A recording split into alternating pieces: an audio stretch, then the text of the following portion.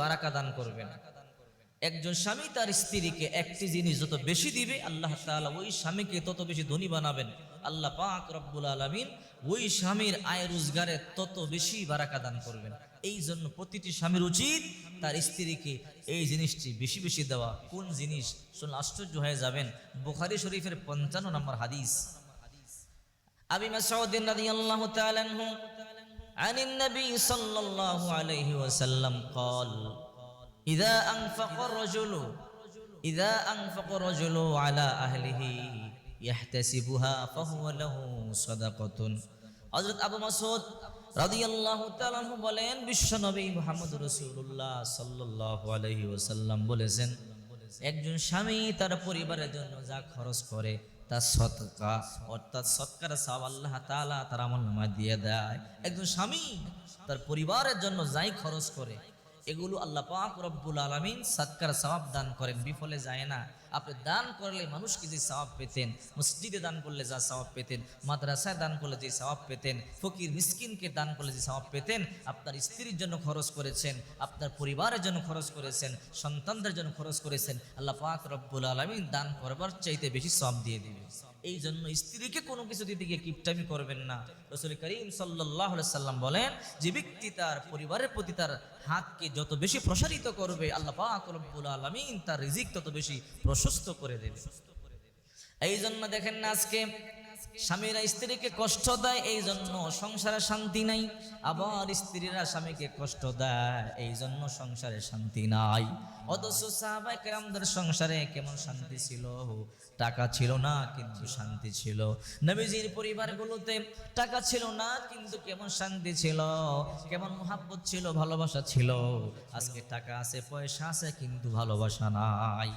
একদিন আল্লাহ রাসূল সাল্লাল্লাহু আলাইহি ওয়াসাল্লাম এবং মা আয়েশা তাহাজ্জুদের সালাত আদায় করবার জন্য ঘুম থেকে জাগলো। অথচ আমাদের সমাজে এমন স্বামী স্ত্রী আছে, বছর চলে যায়, যুগ চলে যায়, কিন্তু একটা দিনও তাহাজ্জুদ পড়তে উঠে না। আল্লাহর হাবিব সাল্লাল্লাহু আলাইহি ওয়াসাল্লাম আম্মা জান আয়েশাকে বললেন, আয়েশা চলো তাহাজ্জুদের নামাজ আদায় করি। মা আয়েশা উঠলেন, আল্লাহর হাবিব সাল্লাল্লাহু আলাইহি ওয়াসাল্লাম এবং মা আয়েশা ওযু করবেন। আল্লাহর হাবিব বললেন, হে আয়েশা চলো একটু, যেহেতু সবাই ঘুমায়, মদিনা নির্জন, কেউ দেখবে না, একটু দৌড়াদৌড়ি খেলি। মা আয়েশা বললেন, বিশ্বনবী চলেন। আল্লাহর হাবিব বললেন, আয়েশা দেখো ওই যে মসজিদে নববীর একটা পিলার দেখা যায়, দেখি কে দৌড়িয়ে ধরতে পারে। ঠিক আছে দৌড়ে দাও। দৌড় দিলেন, দৌড়াইয়া মা আয়েশা চলে গেলেন। আল্লাহ হাবিব সাল্লাল্লাহু আলাইহি ওয়াসাল্লাম হেরে গেলেন। মা আয়েশা খুঁটি ধরে ফেলেছে। আবার 7 বছর পরে হঠাৎ করে একদিন আল্লাহর হাবিব বলে, আয়েশা চলো আজকে একে দৌড় প্রতিযোগিতা দেই। ঠিক আছে পয়গম্বর চলেন। আজকে দৌড় দিয়েছে, এবার বিশ্বনবী আগে চলে গেছে, মা আয়েশা পিছনে পড়ে গেছে। মা আয়েশা তো একটু এখন মোটা হয়েছে, মা আয়েশার মনটা খারাপ। নারীরা দেখবেন কোনো কাজে হেরে গেলে মন বড় খারাপ হয়ে যায়। এবার মা আয়েশা আর নিচেই তাকায় না, আকাশে তাকায় আছে। আল্লাহর হাবিব বলেন, আয়েশা শোনো, আকাশে তাকায় কি গণ? বলে তারকা গুনি। আল্লাহর হাবিব বলেন, আয়েশা তারকা গুনি তো কখনো কেউ শেষ করতে পারবে না। মা আয়েশা বলে, এইবার একটা সুযোগ, দৌড় প্রতিযোগিতায় হেরেছি, এই দিক দিয়ে জিতে যাবো। আবার মা আয়েশা বলে, ইয়া রাসূলুল্লাহ তাহলে বলেন আকাশের মধ্যে যত তারকা আছে গোনা যাবে না, আপনার সাহাবীদের মধ্যে এমন কোন সাহাবী আছে যার আমল নামাও গুনে শেষ করা যাবে না? মা আয়েশা মনে মনে ভাবলেন, আমার বাবা আবু বকরের নামই তো বলবে, তো আমি ফার্স্ট হয়ে যাবো। আল্লাহর হাবিব বলেন, আয়েশা শোনো, তুমি কি শুনতে চাও? বলে হ্যাঁ। আয়েশা তাহলে মন কিন্তু খারাপ করবে না? বলে না। বলে আমার সাহাবীদের মধ্যে একজন সাহাবী আছে, আকাশে যেমন তারকাগুলো গুনে শেষ করা যাবে না, তার আমলও শেষ করা যাবে না। মা আয়েশা বললেন, কোন সে সাহাবী? বলে আমার সাহাবী ওমর। উমরের কথা বলছে, সতীনের বাবা। আরো মন খারাপ হয়েছে, মা আয়েশার চেহারা লাল হয়ে গেল।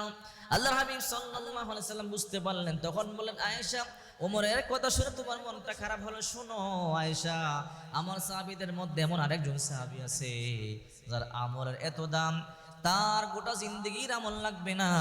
আমার সাথে গানে সুরের মধ্যে 3 রাত ছিল, ওই 3 রাত্রির ইবাদত যদি এক পাল্লায় করা হয়, আর এই ওমর সহ গোটা দুনিয়ার মানুষের আমল যদি এক পাল্লায় করা হয়, আমার ওই সাহাবীর 3 রাত্রের আমল বেশি বাড়ি হয়ে যাবে। মা আয়েশা তখন বলেন, ইয়া রাসূলুল্লাহ কে সেই নামটা বলেন? বলে, হ্যাঁ আয়েশা, আর কেউ নয়, তোমার বাবা আবু বকর। আবু বকরের আমল আল্লাহর দরবারে এতটাই প্রিয়, গোটা দুনিয়ার মানুষের সব আমল যদি নবীদেরকে বাদ দিয়া যত মানুষ আছে সবার আমল যদি এক পাল্লায় করা হয়, আমার আবু বকরের আমল নামা বাড়ি হয়ে যাবে। মা আয়েশা খুশি হয়ে গেলেন। দেখেন নবীদের পরিবারে, সাহাবীদের পরিবারে কত সুন্দর বরকত ছিল, ভালোবাসা ছিল, মহাব্বত ছিল। এখন আমাদের পরিবারগুলোতে মহাব্বত নাই। স্বামী আর স্ত্রীর ব্যাপারে আল্লাহ হাবিব বলেন, কথা বলা সওয়াব, আনন্দ করা সওয়াব, স্পর্শ করা সওয়াব, একজনের মুখে আরেকজন খাবার তুলে দেওয়া সওয়াব। কিন্তু এই সুন্নাতগুলো আজকে আমাদের সমাজের মধ্যে নাই। এই জন্যই তো শান্তি নাই। এই জন্য স্বামীদেরকে বলি, স্ত্রীদেরকে যখন কোনো কিছু দিবেন কিপটামি করবেন না। স্ত্রীকে বেশি বেশি হাদিয়া দিবেন, কারণ আপনার স্ত্রী খুশি হলে আল্লাহ খুশি হয়ে যায়। আবার যখন আপনার স্ত্রী কষ্ট পাবে আল্লাহ কষ্ট পাবে, কারণ মনে রাখতে হবে আপনার এই বিবিটা বাবার বাড়িতে বড় রানীর মতো ছিল। বাবা তার মেয়েকে যখন যা চাইতো তাই কিনে দিত, বাবা কিনে দিত, ভাই কিনে দিত, মা কিনে দিত। কিন্তু আজকে সব ছেড়ে আপনার কাছে এসেছে, আপনি না দিলে আর কে দিবে? আপনার ভালোবাসায়, আপনার মোহাব্বতে মা ছেড়ে, বাবা ছেড়ে, ভাই ছেড়ে, বোন ছেড়ে, গ্রাম ছেড়ে, নিজের সুন্দর বেডরুমটা ছেড়ে আপনার কাছে এসেছে। এখন আপনার স্ত্রীর প্রতি খেয়াল রাখা লাগবে, আপনাকেই আপনার স্ত্রীর প্রতি খেয়াল রাখা লাগবে। এই জন্য আমি আপনাদেরকে বলি, আপনার স্ত্রীর প্রতি হাতকে প্রসারিত করে দেন। বিশ্বনবী বলেন, যে ব্যক্তি তার পরিবারের প্রতি হাতকে প্রসারিত করে দেবে, আল্লাহ তাআলা তার রিজিক প্রশস্ত করে দেবে। আর কিপটামি করবেন, আল্লাহ আপনার উপর কিপটামি করবে। আল বাখিলু বাঈদুম মিনাল্লাহ, বাঈদুম মিনান নাস, বাঈদুম মিনাল জান্নাহ ওয়া করিবুম মিনান নার। বখিল যারা আল্লাহ থেকে দূরে, মানুষ থেকে দূরে, জান্নাত থেকে দূরে, জাহান্নামের কাছাকাছি। আর আস-সাখিয়্যু করিবুম মিনাল্লাহ, করিবুম মিনান নাস, করিবুম মিনাল জান্নাহ ওয়া বাঈদুম মিনান নার। দানকারী যারা আল্লাহর নিকটবর্তী, মানুষের নিকটবর্তী, জান্নাতের নিকটবর্তী, জাহান্নাম থেকে দূরে। এই জন্য রিজিক যদি বাড়াতে চান, প্রশস্ত করতে চান, ধনী হতে চান, তাহলে অবশ্যই আপনার স্ত্রীকে সন্তুষ্ট রাখবেন, আপনার পরিবারের প্রতি হাতকে প্রশস্ত করে দিবেন। আল্লাহ অবশ্যই